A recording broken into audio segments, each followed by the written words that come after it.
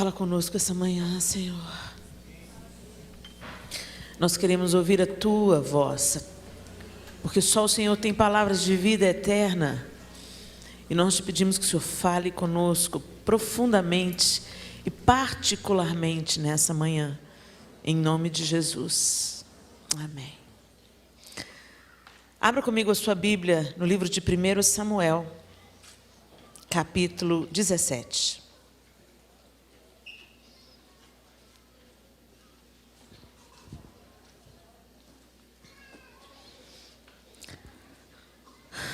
No nosso primeiro momento juntos aqui com as mulheres, nós falamos sobre a paternidade de Deus.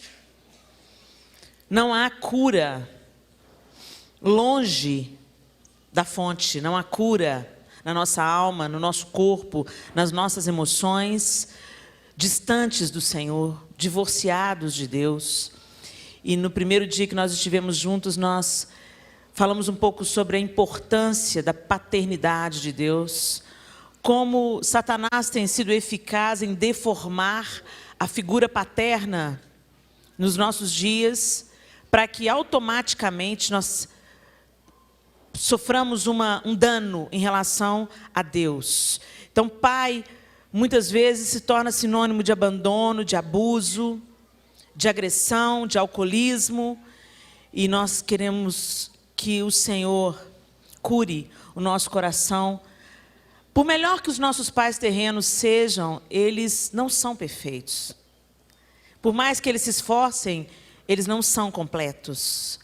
Então nós aprendemos isso, que a paternidade de Deus é plena, é perfeita, é completa, que Ele é um Pai amoroso, interessado em sarar o nosso coração. Ontem nós falamos um pouco sobre o problema da atitude. Falamos sobre Caim, como uma atitude de rebelião, de resistência, de não arrependimento, de não quebrantamento, leva a pessoa à ruína. E hoje nós queremos mostrar uma outra face da atitude, a história de Davi. E essa história é bem conhecida de todos nós, mas eu queria tentar para alguns pontos com vocês nessa manhã. E a partir do verso 12, do capítulo 17 de 1 Samuel, é descrito que Jessé envia o seu filho mais moço, Davi, ao campo de batalha. Seus 3 filhos mais velhos, Eliabe, Abinadab e Samar, estavam com Saul na guerra. Eles eram, os mais velhos eram os com porte de guerreiros, e eles então foram designados para a guerra. Jessé, já idoso, pediu que seu filho Davi fosse ver como é que estavam os irmãos no campo de batalha e levar para eles suprimentos. E quando chegou ali, como a gente já conhece a história, Davi se deparou com o quadro de Golias afrontando as tropas de Israel, Golias desafiando as tropas de Israel, e ninguém fazia absolutamente nada. O exército todo acuado diante da figura ameaçadora de Golias. Davi não pensou 2 vezes. Quem que é esse incircunciso filisteu para afrontar dessa maneira as tropas do Deus vivo? Eu vou contra ele. Mas nessa história registrada, nesse registro, a gente percebe algumas coisas muito peculiares, e eu queria ver isso com vocês nessa manhã.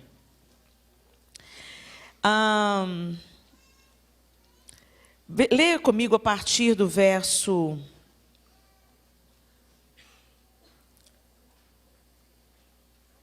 20. Davi então se levantou pela manhã bem cedo e deixou as ovelhas a um guarda e carregou-se e partiu, como Jessé lhe ordenara. E chegou ao lugar dos carros, quando já o arraial saía em ordem de batalha, e a gritos chamavam a peleja. E os israelitas e filisteus se puseram em ordem, fileira contra fileira. E Davi deixou a carga que trouxera na mão do guarda da bagagem e correu à batalha. E chegando, perguntou a seus irmãos se estavam bem. E estando ele ainda falando com eles, eis que vinha subindo do exército dos filisteus o homem guerreiro, cujo nome era Golias, o filisteu de Gate. E falou conforme aquelas palavras, e Davi as ouviu. Porém, todos os homens de Israel, vendo aquele homem, fugiam de diante dele e temiam grandemente. E diziam os homens de Israel: viste aquele homem que subiu? Pois subiu para afrontar a Israel. Há de ser, pois, que ao homem que o ferir, o rei o enriquecerá de grandes riquezas, e lhe dará a sua filha, e fará isenta de impostos a casa de seu pai em Israel.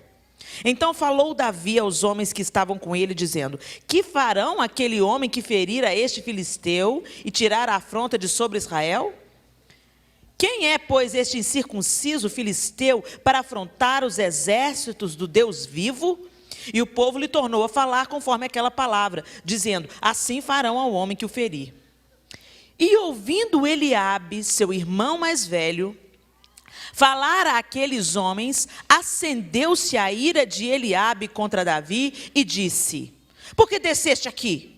E a quem deixaste aquelas poucas ovelhas no deserto? Eu bem conheço a tua presunção e a maldade do teu coração, que desceste para ver a peleja. Então disse Davi: que fiz eu agora? Porventura não há razão para isso? E desviou-se dele para outro e falou conforme aquela palavra, e o povo lhe tornou a responder conforme as primeiras palavras. E ouvidas as palavras que Davi havia falado, as anunciaram a Saul e mandou em busca dele.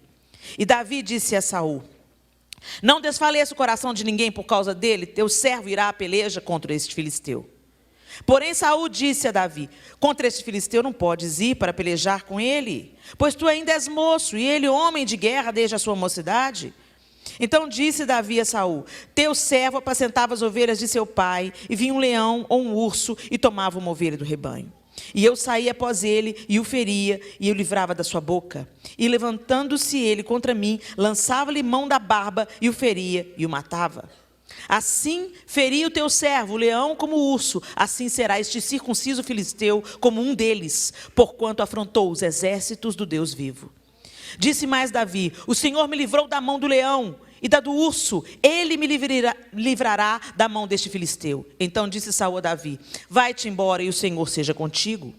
E Saul vestiu a Davi das suas vestes e pôs-lhe sobre a cabeça um capacete de bronze e o vestiu de uma couraça. E Davi cingiu a espada sobre as suas vestes e começou a andar. Porém nunca o havia experimentado. Então disse Davi a Saul: não posso andar com isso, pois nunca o experimentei. E Davi tirou aquilo de sobre si. E tomou o seu cajado na mão, e escolheu para si 5 seixos do ribeiro, e pô-los no alforje de pastor que trazia, a saber, no surrão, e lançou mão da sua funda, e foi-se chegando ao filisteu. O filisteu também veio, e se vinha chegando a Davi, e o que lhe levava o escudo, ia diante dele. E olhando o filisteu, e vendo a Davi, o desprezou, porquanto era jovem, ruivo, e de gentil aspecto. Disse, pois, o filisteu a Davi: sou eu algum cão para tu vires a mim com paus? E o filisteu amaldiçoou a Davi pelos seus deuses. Disse mais o filisteu a Davi: vem a mim, e te darei a carne e as aves do céu e as bestas do campo. Vamos até aí. Davi foi fazer o bem. Ele foi atender um pedido do pai. Ele foi acudir os irmãos levando o sofrimento, mas, sobretudo, observar o andar da carruagem e tranquilizar o pai que estava em casa. Só que quando chegou lá, algo inesperado surpreendeu a Davi. Um gigante prepotente que ofendia, desprezava e desafiava as tropas do Deus vivo. E imediatamente a gente enxerga essa situação da peleja.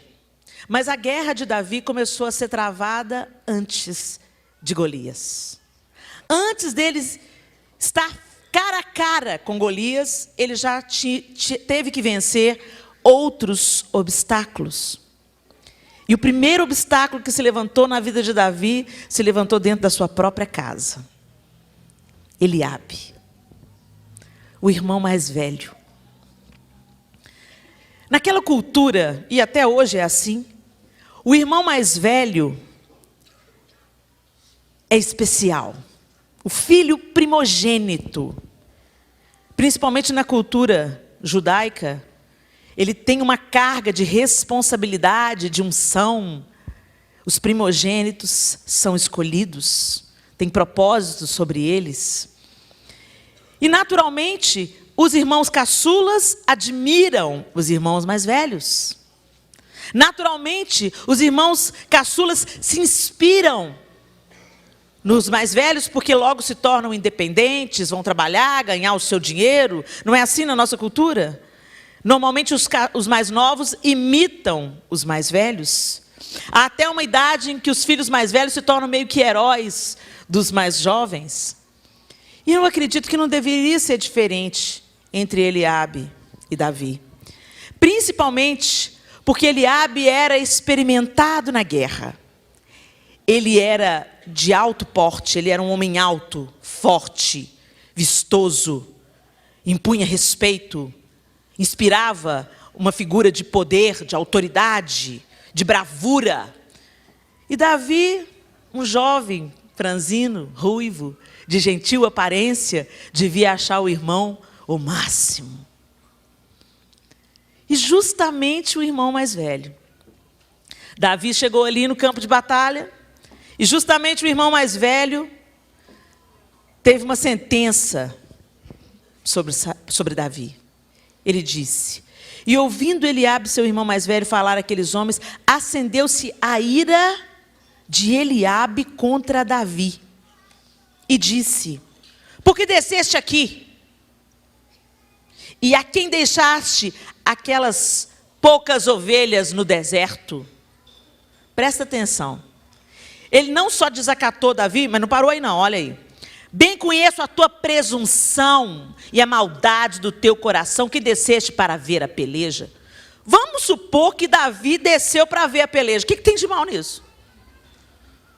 O garoto devia achar interessante, devia ficar curioso. Presunçoso, maldoso, simplesmente porque ele desceu para ver a peleja? De onde que vem tanta agressividade de Eliabe? Por que ele ficou com a boca dura sobre seu irmão, que estava indo ali para levar notícias para o pai, que já era idoso? Eliabe foi tão abrupto, que Davi falou assim para ele: que fiz eu agora? Então essa frase me dá a entender que nos últimos tempos, Eliabe devia estar pegando no pé de Davi. Porque senão não tinha esse agora. O que foi dessa vez? Ou seja, Eliabe já estava no pé de Davi. Eu fiquei imaginando, por quê? Por quê? E aí eu consegui ter uma desconfiança. Porque 2 capítulos antes, Davi é ungido. 1 capítulo antes, no 16, Davi é ungido rei por Samuel. Aí eu fico imaginando a crise de Eliabe. Entra Eliabe, bonitão, fortão, experimentado na guerra, altão, a fotocópia de Saul. Ele era tão a cara de ser rei, que o próprio Samuel pensou que era ele. Olha aí o cara que o Senhor vai ungir. E o Senhor: Samuel, viaja na maionese não, cabeção.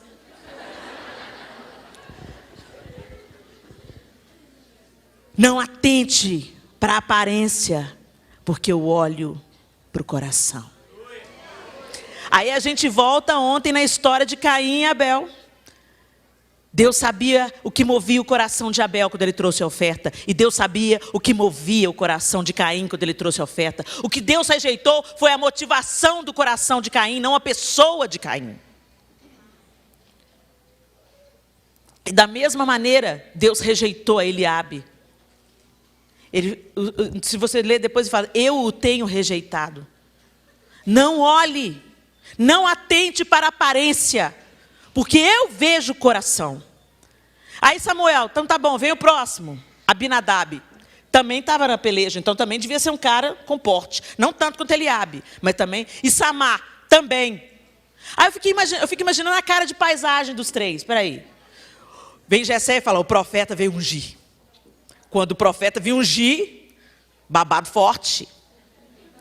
Então eu imagino que Eliabe já veio com a coroa, né, antecipada na cabeça. Como muito crente anda por aí, né?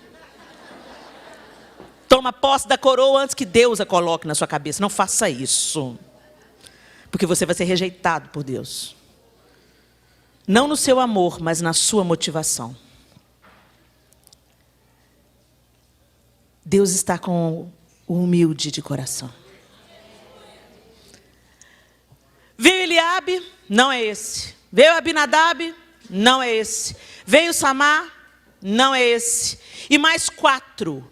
7 filhos de Jessé passaram diante de Samuel. Não é nenhum. O senhor só está brincando comigo? Não tem mais nenhum? Você não tem mais nenhum filho, Jessé? Não é nenhum desses. E eu fico imaginando a cara de Eliabe. Quando Jessé falou, ele era tão relevante, Davi, que nem o pai lembrou dele. Tem, o rapazinho, o moço, o que pastoreia ovelhas. Fulano, pega lá Davi. E quando veio-se chegando Davi, o jovenzinho ruivo de boa aparência, o Senhor falou assim, chegou. Olha ele aí. Deus continua escolhendo os que não são. Mas eu fico imaginando a cara de Eliabe, Abinadab e Samar, quando Samuel falou, é esse que o Senhor vai ungir. Eu fico imaginando nós olhando para o outro, o quê? O pivete, o moleque? Vê essa tripa de gente. O cara é pastor de ovelha, não entende nada de guerra, não entende nada de batalha, não entende nada de nada. Vive tocando harpa, o menino, é romântico, poeta. Samuel está velho demais, só pode. Coisas como essas devem ter passado para resultar nessa ira que se derramou nesse momento. Havia pouco tempo, Davi tinha sido ungido. E veio Davi, e Eliabe deve ter pensado, lá, foi ungido rei, agora está se achando. Ele não estava se achando, ele estava só obedecendo o pai. Mas quem está com dor de cotovelo, o outro incomoda, né? Eliabe precisava de cura, como muitos de nós precisam. Mas Davi não se deteve. O que eu quero destacar aí é que Davi não se deteve, embora a ferida que nós recebamos de alguém que a gente ama, que vive junto com a gente, dói muito mais do que qualquer outra pessoa. A ferida que sua mãe fez, a ferida que seu pai fez, a ferida que seu irmão fez, que o seu avô fez, dói mais do que se um estranho. Se sua mãe chegar para você e falar assim, mas que cabelo feio que você tem, você nunca mais na vida vai esquecer daquilo. Você vai precisar de terapia. Eu faço terapia, pia cheia de vasilha para lavar. Você vai precisar de terapia, você entra em crise. Agora, se um estranho chega e fala assim, esse cabelo seu é horroroso, eu te perguntei, te conheço. Você não está nem aí. Agora, as feridas feitas por quem estão perto, dói mais. Por isso que Satanás escolhe os da nossa casa. Agora, eu quero te dizer uma coisa. Seu pai, sua mãe, seu avô, sua avó, não são seus verdadeiros inimigos. Eles são instrumentos de feridas. Porque a Bíblia diz que a nossa luta não é contra carne e sangue, mas contra principados e potestades. Ou seja, quem te feriu tem carne e osso? Não? Ué, tem fantasma na sua casa?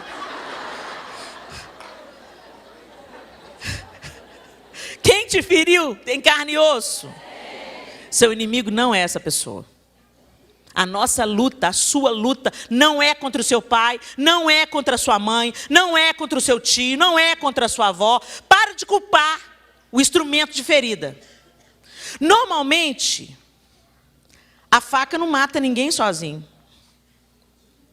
E a faca pode ser usada para cortar um legume ou para cortar uma jugular.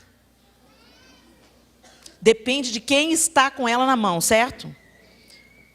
Seu pai, sua mãe, seu irmão, seu tio, sua avó, são um instrumento.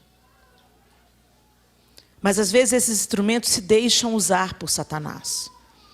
E às vezes também foram extremamente feridos. Quem é ferido, fere. Quem é ferido tem uma brecha para que Satanás possa usar essa pessoa. A pessoa está lá, insatisfeita, enciumada, ferida, amargurada, E Satanás, ó, sopra uma frase e acha um porta-voz. Sussurra uma frase que sai por aqui, ó. O pai chega irritado em casa com o trânsito, com não sei mais o quê. Você passa na reta dele na hora errada. Sai na frente, menina! Prestável! Parasita! E aí começa a ser a boca de Satanás. Você tem que aprender a discernir o seu verdadeiro inimigo. Pessoas não são seus inimigos. Pessoas, pela própria vulnerabilidade, também pelas próprias feridas, podem se tornar ferramentas nas mãos de Satanás, como Eliabe foi nesse momento. Eliabe emprestou a boca dele para o diabo para paralisar Davi. Por que Eliabe foi usado? Porque Eliabe estava ferido no seu orgulho. Tinha uma brecha, tinha uma lacuna. E quando a nossa vida tem brecha, Satanás não perde a oportunidade de usar a nossa vida, de usar a nossa boca. Quantas vezes você já deve ter emprestado a sua boca para o diabo? Misericórdia, Helena. Pensa naquela conversa fiada que você revelou o segredo do irmão. Pensa na maledicência contra pessoas que você nem conhece pessoalmente. Pensa nas vezes que você disse para o seu filho: ah, menino, não te aguento mais. Pesada essa palavra, a gente pensa que não, mas eu não te aguento mais. É algo pesado para se julgar sobre uma criança, né?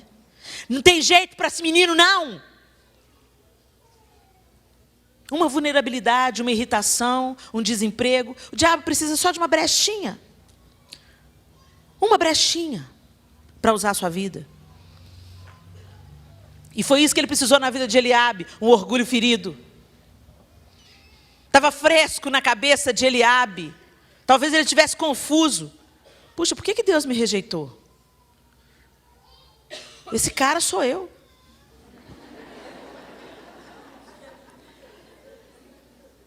E Deus escolheu Davi. O que Davi tem? O que Deus viu em Davi? Principalmente naquela época, homem que tinha valor é homem que ia à guerra. Davi, tocava para o perturbado do Saul, fica calmo.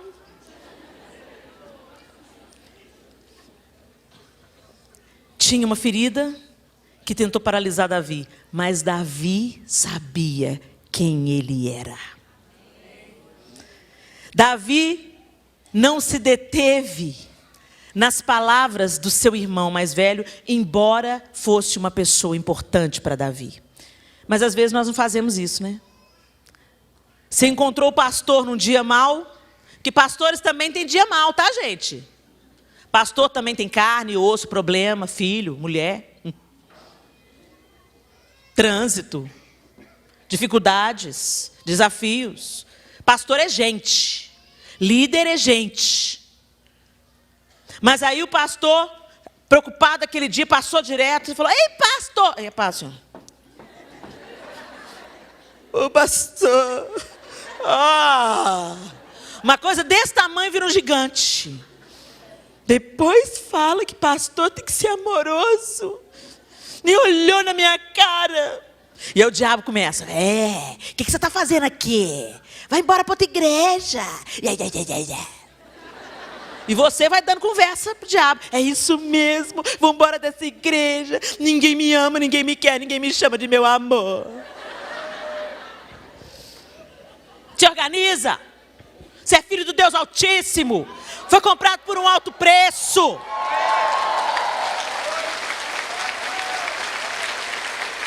Para de fazer de coitadinho. Você não é coitadinho nada, não. Toma sua posição. E Davi não bateu boca com Eliabe. Não perdeu tempo batendo boca com ele, não. Falei: o que eu fiz agora? Não ficou rendendo o assunto. Ele disse: que fiz eu agora? Porventura não há razão para isso. Mas então, como eu estava falando com vocês, o que é que o rei vai fazer? Não deu conversa, não paralisou. Mas a gente fica paralisado. Se o irmão falou atravessado, se o pastor não fez aquilo que você esperava, cuidadinho. identidade. Não é a palavra do seu irmão mais velho, da pessoa que você mais admira, que vai mudar quem você é de verdade. Para com essa insegurança. Vai buscar a restauração da sua identidade em Deus. Para que você serve, quem você é, qual o seu propósito na vida, quem você é aos olhos do Senhor e ponto final.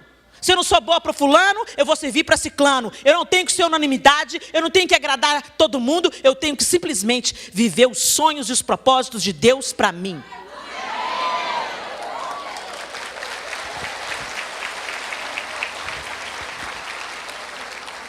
Mas não parou aí.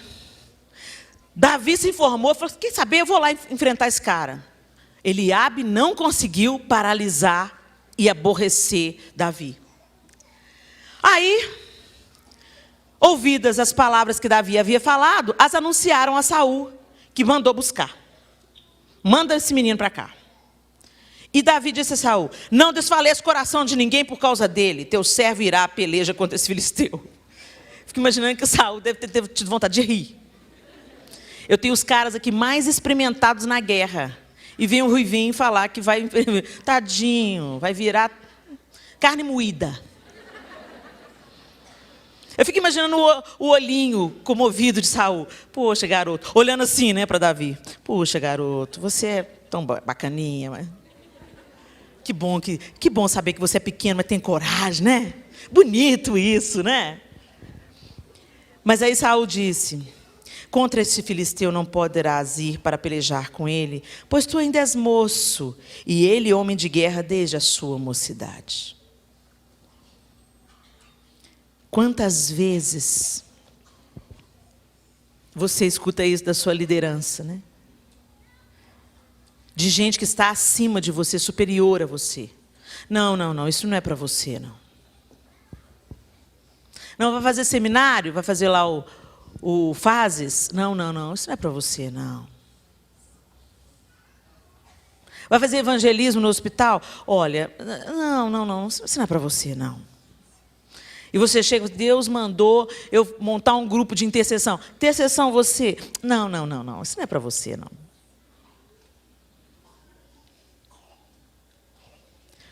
Quantas vezes Deus nos manda fazer algo, você tem convicção de que foi Deus, mas você recebe uma palavra contrária de um mestre, de um professor. E como a palavra de um mestre bloqueia a gente, né? Eu me lembro que eu tinha muito problema com matemática. Tomei 3 bombas em matemática. Uma na 5ª, uma na 6ª e uma na 7ª. Aí Deus me restituiu, casei com um professor de matemática. Deus é fiel, Deus é fiel. E eu tinha um bloqueio com a matemática. E por quê? No ensino fundamental, eu amava matemática. Mas entrou na 5ª série, eu tive a infelicidade de pegar uma professora carrasca. E o que ela fazia? Ela me desmerecia. Ela me desmerecia, ela me intimidava. Então, uma vez eu fui no quadro. Helena, vem no quadro. Eu fui no quadro. Aí, sabe aquela... Ô, meu bem, como é que chama aquilo? Aquelas expressão de 2º grau que tem equação, que tem chave, colchete, bababá, aqueles negócios? Z igual não sei o quê. Conjuntos numéricos. Pois é, eu fui lá para fazer conjuntos numéricos. Aí eu coloquei Z igual... Quando eu escrevi o Z igual e abri a chave, ela... Levantou a professora. E ela era igual Golias, ela era grandona. Tinha 1,80 m. Z, desse jeito. Eu escrevi o Z espelhado. Até hoje eu tenho dificuldade com Z. Z. Meu Deus, vamos voltar ela para o maternal. E a sala caiu na gargalhada. Eu tranquei. Comecei a tirar 0. 0, 1, 1,5, 0, 1,5. E aí ela fazia o seguinte, ela separava as provas dos piores para os melhores, por ordem de nota. Então, toda a sala sabia que o primeiro e que os últimos No caso dela, ela cumpriu a Bíblia, né? Os últimos serão os primeiros. E ela falava assim, e entregar, eu não esqueço disso. Jesus não me curou, mas eu não esqueço. O único que perdoa e esquece é Deus, tá, gente? Não dói mais falar nisso, mas já doeu muito. E aí ela pegava o papel, o calhamaço de prova e falava assim, vou entregar as provas. Helena, ela pegava a minha prova como quem tivesse com nojo da prova. E assim se sucedeu, prova após prova. E quando chegavam os alunos que tinham tirado nota máxima, ela ajeitava o calhamaço e falava assim, agora, os meus alunos. Gente, ela não tem noção do quanto que ela foi instrumento nas mãos de Satanás na minha vida. Eu me sentia incompetente. E aí, foi a 5ª série e eu bombei. No ano seguinte, eu fiz a 5ª série de novo, foi outra professora. Eu passei. Aí eu fui para a 6ª série. Quando ela entrou na sala, eu falei assim, é fulana, tomei bomba. Tomei bomba. Olha o poder que tem uma pessoa quando ela se deixa usar por Satanás. Satanás falava no meu ouvido, tomou bomba, fracassada. E eu falava, e eu aceitava, tomei bomba. E assim foi na 5ª, na 6ª e na 7ª série. E ela já na 7ª, quando ela entrou, não acredito. De novo, Helena. E eu achava ela o máximo. Eu achava ela linda, inteligente. Satanás sabe quem escolhe para ferir a gente.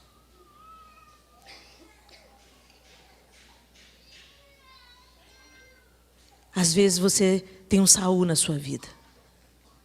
Alguém que você admira, que você respeita, mas que diz para você, você não canta tão bem assim.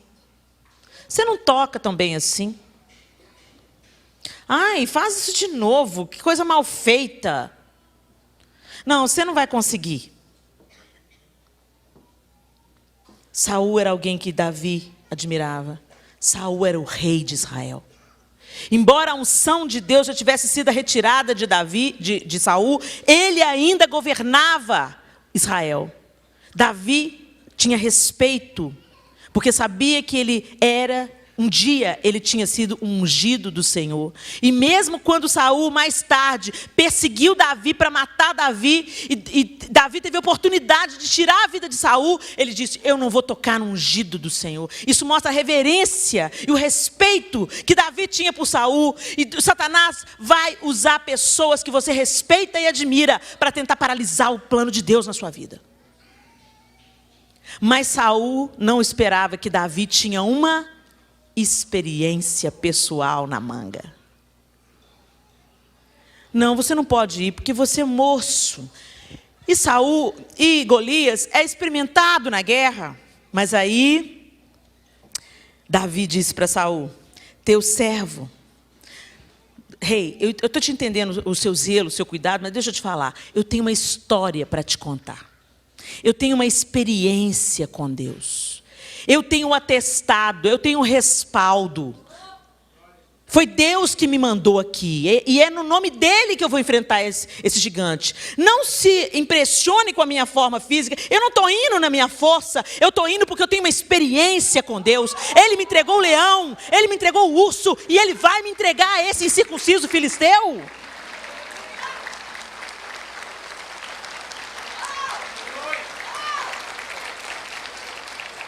Davi disse a Saul, teu servo apacentava as ovelhas de seu pai. E vinha um leão ou um urso e tomava uma ovelha do rebanho. E eu saía após ele e o feria e a livrava da sua boca. Gente, você já pensou o que é tirar um bicho da boca de outro? Só na unção sobrenatural de Deus. Davi sabia que não era porque ele era o bambambam, mas porque Deus entregou o leão e o urso. Então Davi raciocinou, peraí. O leão e o urso, eles estavam apenas seguindo o seu instinto animal. Mas Deus me honrou. e me deu vitória sobre um leão e sobre um urso. Agora, esse incircunciso está afrontando as frotas de Israel. Então Deus vai me entregar ele também. Davi não estava confiado nele, na força dele, no poder dele e no óleo que tinha descido na cabeça dele, porque essa experiência se deu antes do óleo descer na cabeça dele. Davi confiava no poder que era sobre ele, escondido no Senhor. Ele tinha uma experiência. Você precisa de ter uma experiência particular com Deus. Eu posso te contar aqui as minhas histórias, a gente pode ouvir testemunhos, e eu tenho certeza que nessa plateia nós vamos ouvir muitas histórias de milagre, que vai inspirar você, que vai encorajar você, mas nada substitui uma experiência pessoal. Uma experiência tola, uma experiência pequena, ela vai sustentar você no dia da adversidade. Ela vai, peraí, eu conheço esse Deus e Ele me conhece. Ele já se manifestou a mim. Então não é qualquer coisa que vai me parar, não. Não é, alguém não me contou, não. Eu ouvi e vi com os meus olhos. Eu tenho uma experiência que eu sempre conto, que eu e o João queríamos muito uma casa própria. A gente ficou muitos anos no aluguel, já tínhamos os 4 meninos, e o apartamento que a gente morava não tinha área de lazer. E os meninos chegaram naquele ponto que eles vinham, ficavam correndo em volta da mesa, um ficava lá no quarto da televisão e falava assim, começou! Aí eles paravam de correr e voltavam para assistir o desenho. E eu falei, meu bem, o que é isso? Eu falei, esses meninos precisam de espaço, Helena. E eu, oh Deus, nós precisamos de uma casa, Senhor, nós precisamos de uma casa. E nós oramos por uma casa, orando por uma casa. E Deus deu a casa. Aí, isso foi há 8 anos atrás. Aí Deus deu a casa, foi um milagre maravilhoso. E eu fiquei tão feliz, tão feliz. Fizemos o financiamento, a Caixa aprovou o financiamento. E está lá nosso milagre, a gente está pagando todo mês nosso milagre lá, glória a Deus. E aí, a casa tem piso frio. E mulher é mulher, né? Cheguei lá na casa, olhei a casa e falei assim, eu queria tanto uns tapetes. E aí fui passear no Minas Casa, um shopping de casa lá em Belo Horizonte. Chegou lá, fui numa loja de tapete, olhei os tapetes, ai, que tapete lindo, olhei o preço, quen, quen, quen, quen. Olhei outro tapete, quen, quen, não. Aí Deus, eu estava em plena cura. Deus estava me trabalhando, Deus tinha me mostrado, depois de tanta coisa acontecida na minha vida, depois da gente ter gravado o CD nos braços do Pai, depois de Deus já ter se revelado a importância da paternidade dele na minha vida, Deus falou assim, tem uma área da minha paternidade que ainda precisa ser curada na sua vida. E eu falei, qual que é? Você ainda tem mais coisa para curar? Tem, meu. Enquanto você estiver viva, tem coisa para curar. Bora lá. E eu falei, e o Senhor falou comigo que eu não confiava na paternidade de Deus como meu provedor. Eu sempre tinha uma justificativa, eu falava assim, não, o negócio de Deus tem que dar aos seus amados, dá enquanto dorme, isso é papo de preguiçoso. Temos que trabalhar. Deus deu saúde, Deus deu inteligência, bora trabalhar lá. Claro que sim. Mas a gente tem que entender que Deus que deu inteligência, Deus que deu a capacidade, Deus que deu talento, Deus que deu emprego, Deus também pode dar o que Ele quiser, na hora que Ele quiser e como Ele quiser. Ele é Deus. E é isso que eu não conseguia confiar. Meu pai sempre foi um homem maravilhoso, maravilhoso. Um homem trabalhador, honesto, íntegro. Eu tenho vários exemplos para me inspirar no meu pai. Mas o meu pai nunca foi organizado com finanças. Ele nunca sabia organizar. Todo mundo que pede, ele dá. É meu fiador? Vou ser fiador. Aí era fiador, levava cano. Ele levou uns 3 canos como fiador. E tinha que pagar tudo. Então a gente vivia pagando dívida que o papai tinha feito para ajudar alguém. O motivo era certo, mas a gente não pode ser levado só pelo nosso coração, né? Então, eu aprendi a lidar com algumas circunstâncias. E nessa circunstância de Deus curando a minha paternidade, Deus me trouxe à memória algo lá do meu passado. Eu estava me preparando para ir para o dentista. E estava chovendo. E eu tinha que pegar o ônibus. E eu só tinha o sapato de escola. E era um sapato preto. E tinha uma sandalinha que era tipo um chinelinho de dedo vermelho com um saltinho. Então, o sapato de escola para a escola e para todo o resto, o chinelinho. Aí eu fui, me arrumei e fui. Estava chovendo. Quando eu cheguei no ponto, eu olhei para o meu pé, falei assim, meu pai. Meu pé já estava todo sujo. Que a gente anda mais chinelinha, anda, né? Respinga. Respingou na calça. Eu tinha uns 14 anos, 15 anos. Não, tinha menos, tinha 13 ou 14 anos. E eu olhei para mim e eu fiquei tão envergonhada. Meu pé já estava todo sujo, eu nem tinha entrado no ônibus ainda. Quando eu olho para o lado, vem a minha colega da mesma idade. Com uma bota até aqui. Uma calça jeans, uma blusa linda. E eu...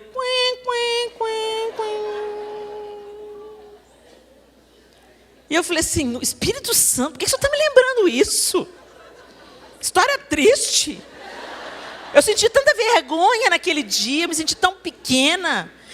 E eu, Senhor, o que você pensou naquele dia? Por que meu pai não providencia para mim um sapato fechado para dias de chuva? Você pensa que eu sou seu pai terreno. Eu sou o seu provedor. Eu sou o seu pastor. Nada te faltará. Eu quero te curar nisso, Helena. E eu estava vivendo esse processo quando eu fui passear no Minas Casa. Aí eu olhei o preço do tapete, não dava para a gente. Aí eu falei assim, mas meu pai pode me dar. E saí no shopping orando. Quem estava vendo de longe estava pensando que eu sou doida. Senhor, papai. Aí naqueles dias eu só chamava Deus de papai.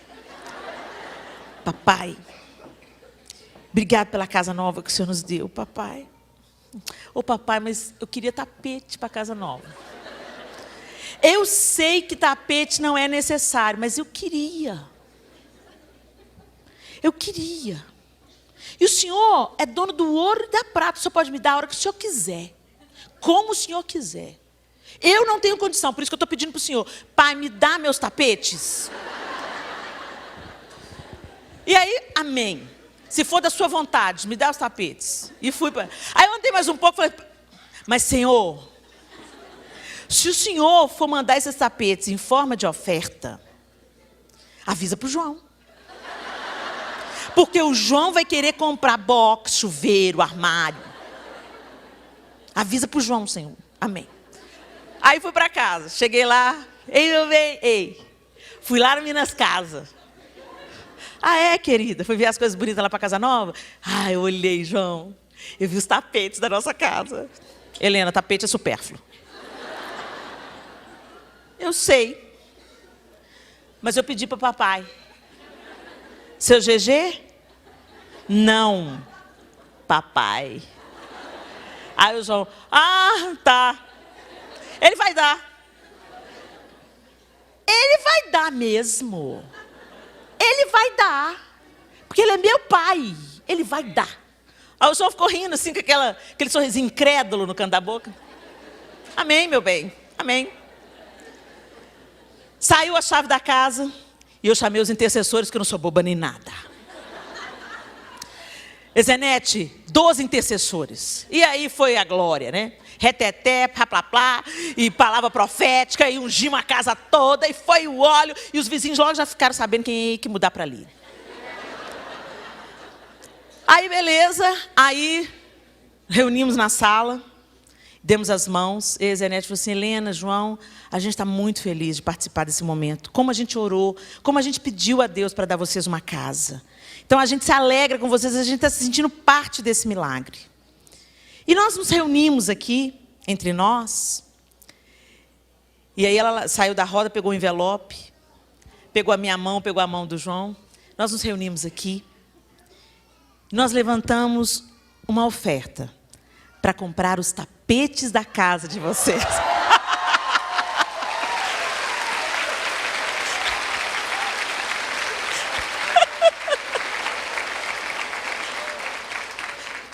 Fiquei doida. Eu ria e chorava, porque só eu e o João tínhamos conversado sobre aquele assunto. Ele arregalou o olho, olhou para mim, e eu comecei a cantar. Tem um espontâneo do CD Nos Braços do Pai, que a Ana canta. Ei, eu creio, o meu Deus é fiel, o meu Deus é fiel. Gente, eu fiquei doida. E eu cantava e ria, e chorava. E o João olhava para mim e falava assim, ele deu. Ele deu, ele deu. Ah! Aí os intercessores assim, o que está acontecendo? Conta pra gente, a gente quer saber. E eu contei. Gente, e eu pensava que Deus ia mandar o dinheiro de um tapete. Porque o tapete era caro. E eles se reuniram ali naquela hora. Não sei se eles deram o dinheiro todo, esse Deus fez multiplicar dentro do envelope. Deu para comprar os 2 tapetes que eu olhei. E ainda sobrou para comprar o tapete do quarto das meninas. Porque Deus é fiel. Aí você pensa, Helena, mas tapete, exatamente. Tapete. Se o Deus do universo me deu tapete, Ele não vai curar a doença? Se o Deus do universo me deu tapete, Ele não vai me dar vitória nas adversidades? Se o Deus do universo me deu tapete, Satanás vai me intimidar com o quê? Quando ele vinha para o meu lado, você não vai, Satanás? Tapete.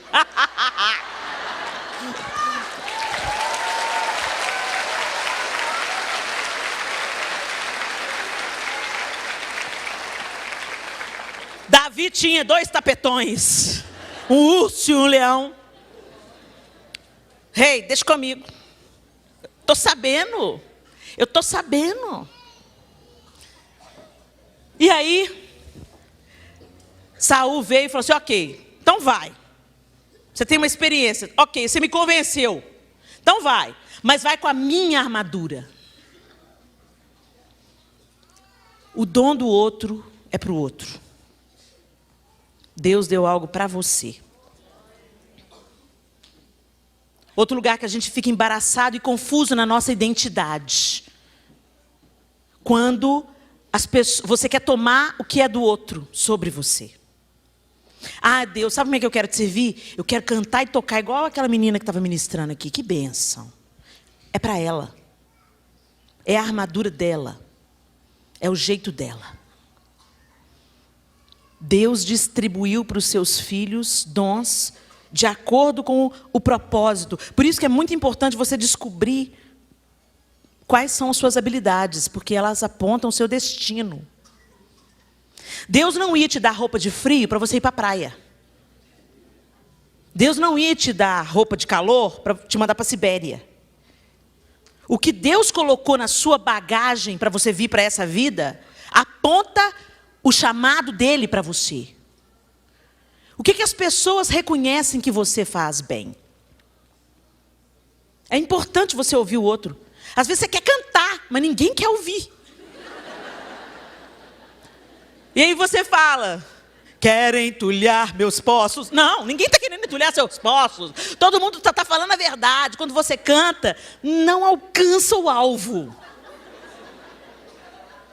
Então para de tentar pegar a armadura do outro. Imagina, Davi ficou igual um Robocop.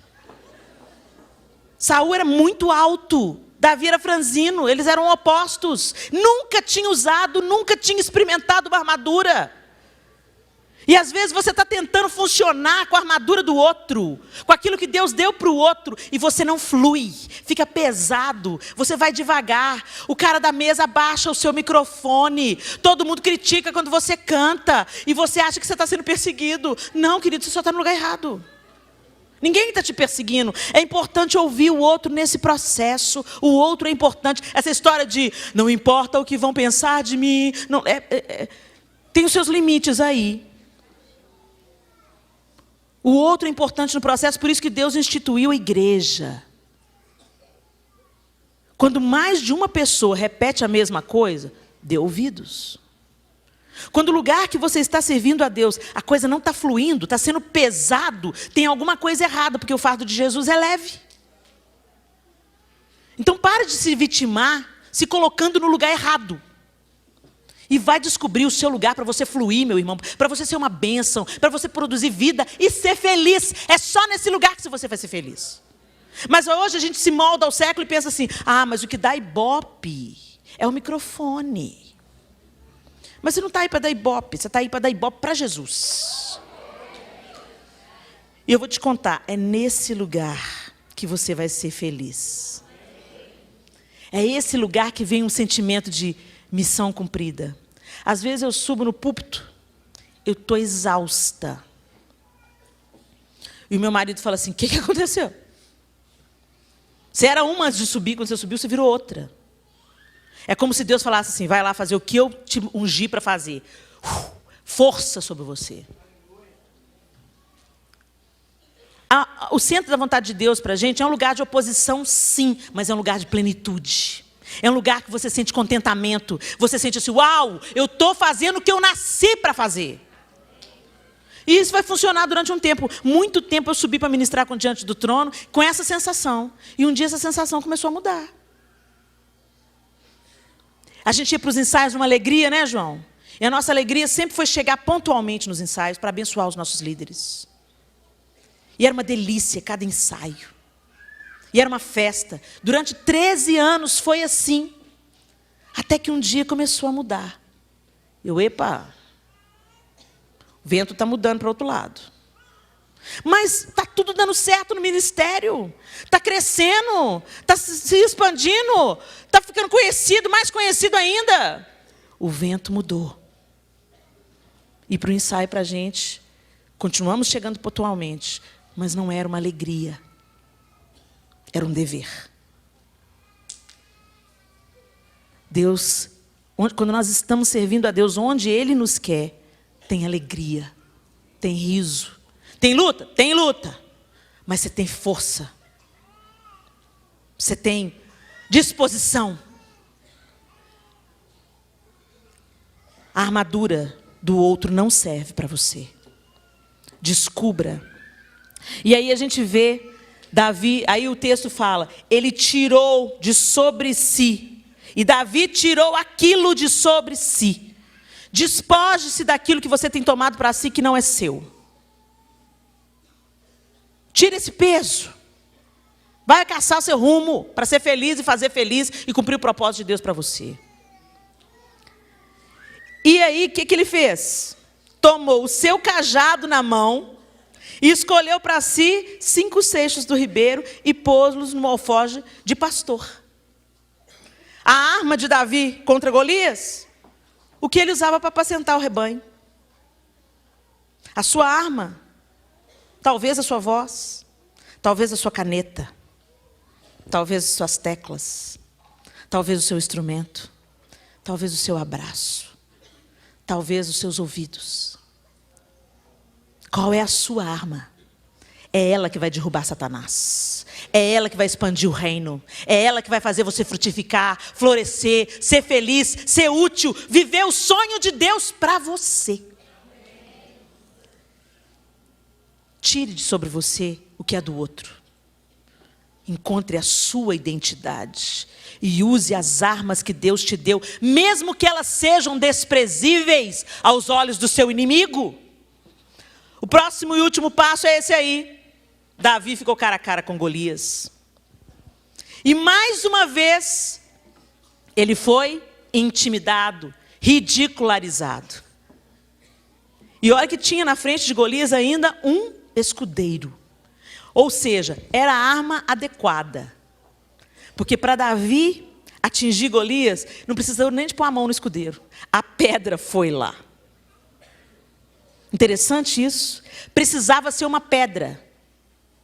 Uma arma que atingisse Golias de uma forma inesperada e de longe. Precisava ser Davi. E Deus precisa de você na hora certa, no lugar certo, com aquilo que Ele pôs na sua mão. E aí ele foi se chegando a Davi. Golias veio se chegando a Davi, e o que levava o escudo ia diante dele. E olhando o filisteu e vendo a Davi, o desprezou. É isso que o nosso inimigo faz com a gente. Por quê? Porque ele era ruivo, de gentil aspecto. Sou eu algum cão, para tu vires a mim com paus? Viu o cajado na mão dele?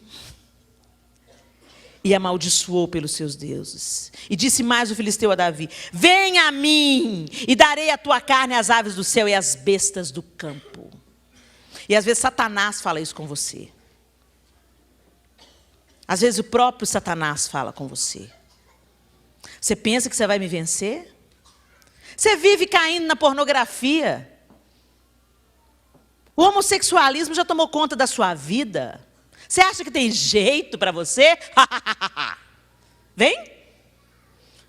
Vai tentar me vencer? Hein, pastorzinho? Hein, pequenininho? Às vezes o seu Golias não é Satanás, às vezes o seu Golias é uma doença. O seu Golias é um pecado reincidente que você luta contra ele. Às vezes o seu Golias é uma pessoa que você não consegue perdoar. E o Senhor manda você perdoar. Para você ser perdoado, você precisa perdoar. Para você ser ouvido por Deus, você precisa liberar a pessoa que você está aprisionando no seu coração. Mas o gigante cresce na sua frente e você fica, não vai dar. Não. Davi, porém, disse ao filisteu: tu vens a mim com espada e com lança e com escudo, porém eu vou a ti em nome do Senhor dos exércitos, o Deus dos exércitos de Israel, a quem tens afrontado. Hoje mesmo o Senhor te entregará na minha mão, e ferirei-te-ei, e te tirarei a cabeça, e os corpos do arraial dos filisteus darei hoje mesmo às aves do céu e às bestas da terra, e toda a terra saberá que há Deus em Israel.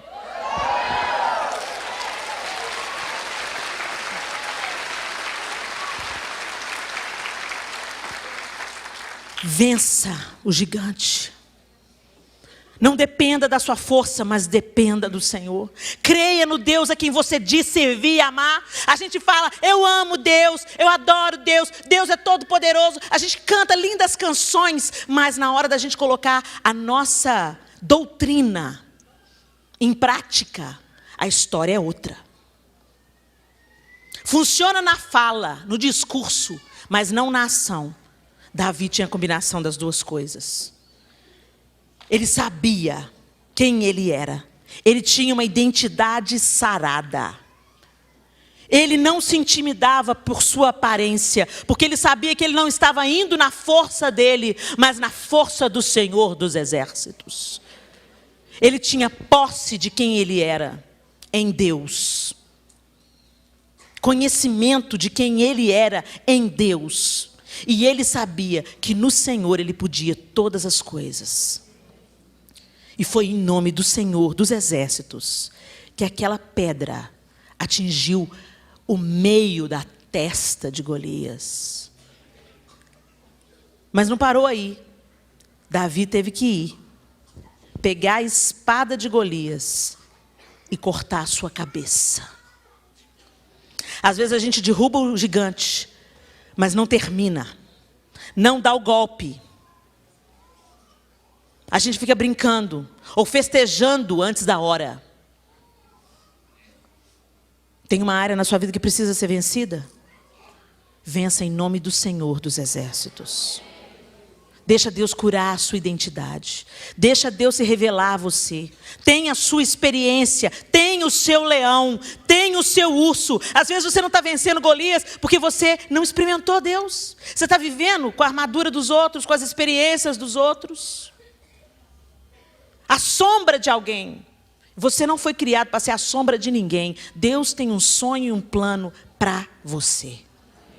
Feche os seus olhos.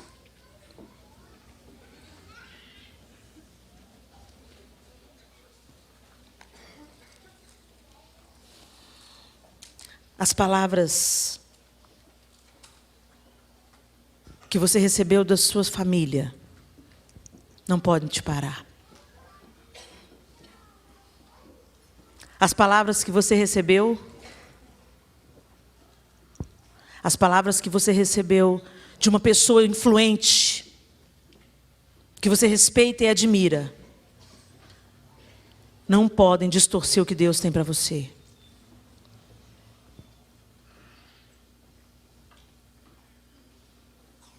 Eu não estou sugerindo aqui nenhuma rebelião. Curiosamente, Davi não desrespeitou a Saul. Davi argumentou com Saul e mostrou a Saul que ele tinha um respaldo de Deus sobre ele. Algo sobrenatural sobre ele. E Saul acatou, porque percebeu que era verdade, era de Deus. Mas Saul ainda assim tentou que ele fosse com uma armadura. Mas Deus tinha outros planos para Davi. Ele não precisaria da armadura do outro. Ele só precisaria de 5 pedras lisas de um ribeiro. E de uma funda. Deus continua trabalhando da mesma forma. Ele é o mesmo Deus. Às vezes o diabo fala, uma caneta? O que você pode fazer com uma caneta? Para me ferir, para saquear o inferno? Eu posso escrever cartas para os presidiários. Eu posso evangelizar a minha vizinhança através de cartas anônimas. Eu posso escrever livros.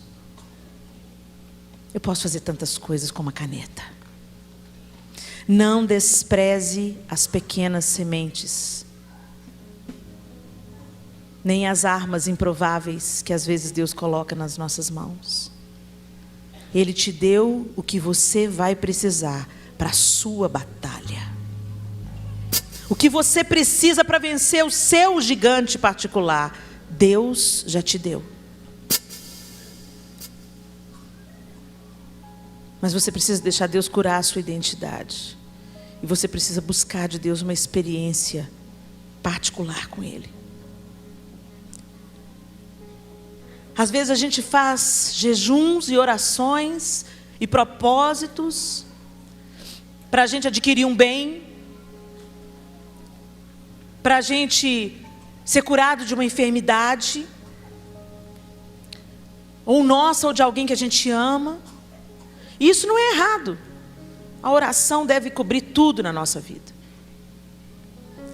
Mas às vezes a gente não tem a mesma disposição para buscar uma experiência com Deus particular. A gente não faz jejum esperando que Deus se revele um pouco mais a nós. Senhor, eu quero te conhecer mais. Senhor, eu estou fazendo um propósito de levantar nas madrugadas, porque eu quero aprender a discernir a sua voz. Senhor, eu estou fazendo jejum e oração durante 40 dias, porque eu preciso descobrir para que eu sirvo. Onde é a área? Senhor, eu preciso ser curado na minha identidade. Às vezes eu fico tão confuso. Eu não sei onde que eu funciono. Eu não sei o que o Senhor quer de mim. Eu estou correndo de um lado para outro e sinto que estou perdendo tempo. Pai, em nome de Jesus, me encaixa. Me faz descobrir. Senhor, às vezes eu recebi tantas palavras na minha infância. Eu estou debaixo de um fardo, de um peso, de opressão, de maldições. Eu estou fazendo um propósito diante do Senhor porque eu quero ser curado na minha alma, nas minhas emoções e nas minhas lembranças. A gente tem que ter a mesma disposição de buscar a cura física, a gente tem que ter a mesma disposição para buscar a cura emocional, porque ela nos paralisa, a ferida emocional nos paralisa, aborta os sonhos de Deus para nós, nos impede de fluir. Ah, Senhor, sonda o nosso coração, Deus. Sonda-me, Senhor. Sonda-me. Eu quero ser como um farol, como uma flecha que acerta o alvo, como uma ponte sobre as águas. Sonda-me, Senhor. Peço ao Senhor nessa manhã. Sonda-me, Senhor, e me conheces. Quebranta o meu coração. Transforma-me conforme a tua palavra. E enche-me até que em mim se ache só a ti E então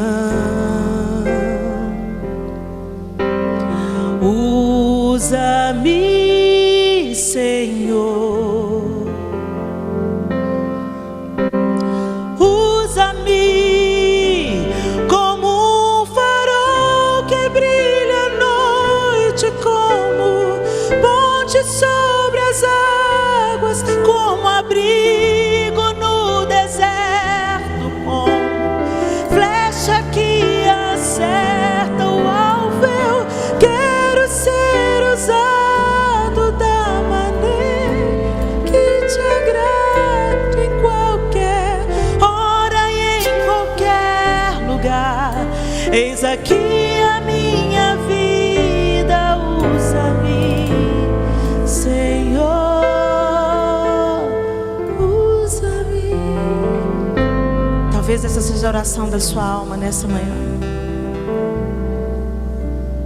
Precisa ser curado, precisa achar a sua identidade, precisa de ter o seu leão e o seu urso. Se você é essa pessoa, fique de pé no seu lugar e cante comigo essa oração.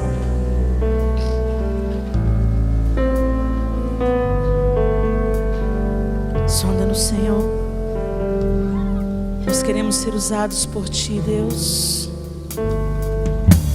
Sonda-me, Senhor, e me conheces. Quebranta o meu coração. Transforma-me conforme a Tua palavra e enche-me até que em mim se ache só a Ti. E então usa-me, Senhor, usa-me como um farol que brilha à noite, como ponte sobre as águas, como abrigo no deserto, como flecha que acerta o alvo. Eu quero ser usado da maneira que te agrade, em qualquer hora e em qualquer lugar. Eis aqui a minha vida, usa-me, Senhor, usa-me. Sonda-me, quebranta-me, transforma-me, enche-me e usa-me. Você pode cantar isso? Sonda-me, quebranta-me, transforma-me, enche-me e usa-me. Mais uma vez, igreja.